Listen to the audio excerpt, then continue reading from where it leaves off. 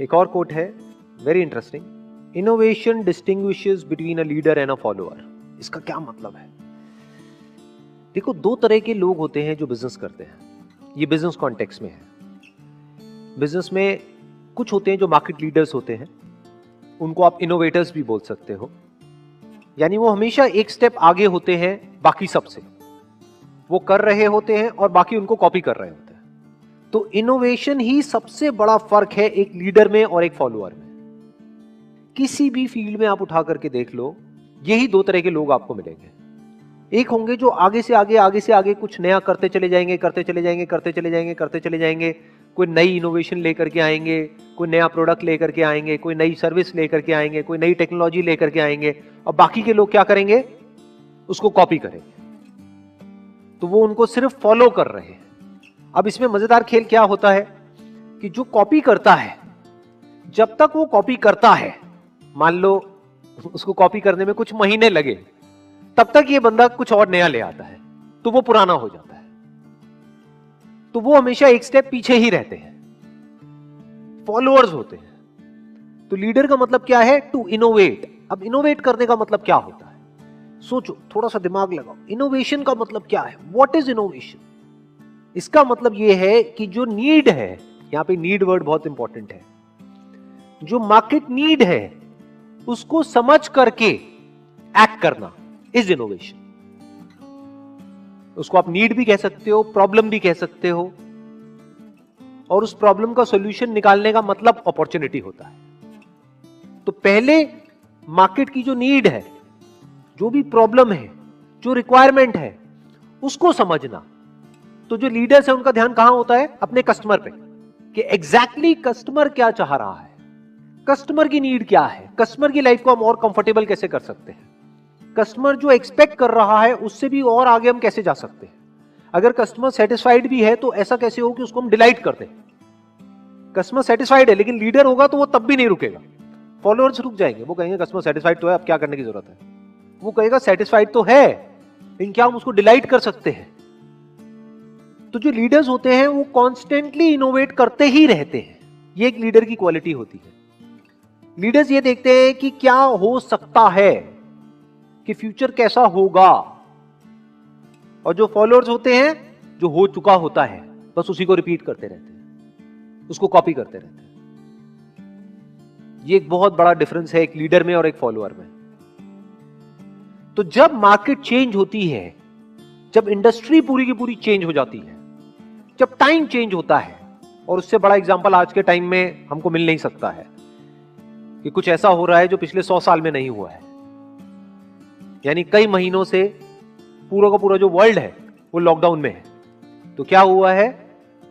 बहुत सारी इंडस्ट्रीज पूरी तरह से खत्म हो गई, या ये कह लो जो तरीका था काम करने का पिछले कई सालों से, वो पूरी तरह से बदल गया है। तो ऐसी कंडीशन में दो तरह के लोग निकल करके आएंगे, एक जो लीडर्स होंगे, दूसरे जो फॉलोअर्स होंगे। फॉलोअर्स रो रहे होंगे, क्यों? क्योंकि कभी उन्होंने इनोवेशन को समझा ही नहीं, इनोवेट कुछ किया ही नहीं, सिर्फ फॉलो किया। यही एक बहुत बड़ा डिफरेंस होता है एक लीडर में और एक फॉलोअर में। जो लीडर्स होते हैं वो टाइम के साथ साथ बदलते नहीं है, वो टाइम को बदलते हैं। एक और कोट है, being the richest man in the cemetery doesn't matter to me. Cemetery मतलब graveyard. Going to bed at night saying we have done something wonderful, that's what matters to me। मतलब मान लो हम किसी शमशान घाट में जाएं और वहां पर लिखा हो कि ये जो कब्र है, इस बंदे ने कमाया 1 लाख रुपए, इसने कमाया 2 लाख रुपए, इसने कमाया 10 लाख रुपए, इसने कमाया 1 करोड़, इसने कमाया 100 करोड़, इसने कमाया 1000 करोड़। कोई फर्क पड़ता है क्या? सब मिट्टी हो गए हैं और सारे जमीन के नीचे हैं, सब एक ही जगह पर है। तो उससे फर्क क्या पड़ता है कि आपने कितना कमाया? ये बहुत बड़ी स्टेटमेंट है। ये जो बात कही जा रही है ना, ये कोई ऐसा बंदा बोल सकता है जिसने बहुत बारीकी से लाइफ को ऑब्जर्व किया हो। नहीं तो ज्यादातर लोग ये ऊपर ऊपर लेवल से तो बोल सकते हैं, बट डीपली नहीं बोल सकते, डीपली उसको फील नहीं कर सकते। क्यों? क्योंकि दुनिया में पैसा ही मैटर करता है। लोग सोते हैं, जागते हैं, उठते हैं, बैठते हैं, यहां तक कि दोस्त भी बनाते हैं पैसा देख करके। किसी से बात भी करते हैं तो ये देखते हैं कि इसमें मेरा क्या फायदा है। फायदा नहीं है तो छोड़ देते हैं उसको। ये इस दुनिया की हालत है। लेकिन ये जो बात कही जा रही है, दिस इज ट्रू विजडम। मतलब क्या कि एंड में कुछ भी मैटर नहीं करने वाला है। शमशान घाट में कोई मैटर नहीं करता है कि आप सबसे अमीर हो या सबसे गरीब हो। इसका मतलब ये नहीं है कि पैसा मैटर ही नहीं करता है। कुछ लोग एकदम से जंप करके इसका ये भी मतलब निकाल लेंगे कि पैसा मैटर नहीं करता है। वहां मैटर नहीं करता है, पहले तो मैटर करता है, क्योंकि जीने के लिए भी पैसा चाहिए ना। जैसे हवा पानी चाहिए तो जीने के लिए पैसा चाहिए आपको, तो पैसा मैटर करता है, लेकिन एट द एंड मैटर नहीं करता है। एट द एंड का एक और वर्ड भी हम यहां पे यूज कर सकते हैं, अल्टीमेटली, फाइनली पैसा मैटर नहीं करता है। आप कह सकते हो वो इंपॉर्टेंट है, लेकिन वो सबसे इंपॉर्टेंट नहीं है। तो सबसे इंपॉर्टेंट क्या है, वो अगली लाइन में कहा जा रहा है। Going to bed at night saying we have done something wonderful, that's what matters to me. क्या कमाल की स्टेटमेंट है। अपने आप को क्या बोल रहे हैं सोने से पहले कि आज का दिन बड़ा अच्छा था, आज मैंने कुछ ढंग का किया है, आज मैंने कुछ ऐसा किया है जो करने लायक था, जो करना चाहिए था, वो नहीं जो मुझे करना पड़ा। आज मैंने कुछ नया सीखा है, आज मैंने कुछ नया किया है, आज मैं पहले से बेटर हुआ हूं, आज मैंने ग्रो किया है, सिर्फ बाहर से नहीं अंदर से भी ग्रो किया है। ये मैटर करता है। क्योंकि अगर हर रोज इसी तरीके से अगर हमारे दिन निकलते हैं तो एक एक दिन को मिलाकर के ही लाइफ बनती है, नहीं तो लाइफ कहां है। जैसे बोलते हैं ना, बूंद बूंद से सागर बनता है, बिल्कुल इसी तरह से एक एक दिन को मिलाकर के ही तो आप कह सकते हो कि लाइफ अच्छी है बुरी है। तो अगर हमको काम करना ही है तो किसके लिए करें, टू क्रिएट समथिंग वंडरफुल। और जो बंदा कुछ एक्स्ट्राऑर्डिनरी क्रिएट करेगा, जिस भी काम को वो कर रहा है उस काम में, अरे उसको सक्सेस तो मिलनी है, पैसा तो आना ही आना है उसके पास। As simple as that. जो सिर्फ पैसे के लिए कर रहा होगा वो तो एक लिमिट तक ही कर रहा होगा ना, वो तो मीडियोकर हो गया। वो एक्स्ट्राऑर्डिनरी बन कैसे पाएगा। कोई आदमी है, मान लो जॉब कर रहा है और उसके माइंड में ये बैठा हुआ है कि मैं जो काम कर रहा हूं बस उतना ही करूंगा जितना मुझे पैसा मिल रहा है, तो अब वो एक लिमिट तक ही जिएगा और उस लिमिट में ही मरेगा। लेकिन अगर वो कहता है चलो मेरे को इस कंपनी में पैसा नहीं भी मिल रहा है, मेरी कदर नहीं भी है, लेकिन अगर मैं अपनी तरफ से 100% अपना डाल रहा हूं काम करने में, यानी कुछ एक्स्ट्राऑर्डिनरी काम कर रहा हूं, तो उस कंपनी के लिए नहीं कर रहा हूं, अपने लिए कर रहा हूं। जिससे कि कल को अगर मैं इस कंपनी को छोड़ के किसी और कंपनी में भी जाता हूं, यहां पे कदर नहीं हो सकता, वहां पे होगी, वहां नहीं होगी, चलो कोई तीसरी कंपनी में होगी, कहीं तो होगी। अरे अच्छे काम की कदर तो होती ही होती है।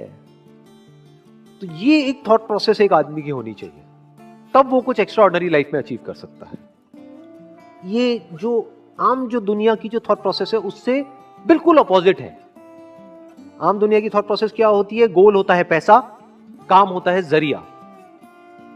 यहां पर क्या है, अगर इस कोटेशन को ध्यान से समझा जाए, गोल है काम, पैसा है जरिया, यानी पैसे को यूज करना है कुछ वंडरफुल क्रिएट करने के लिए।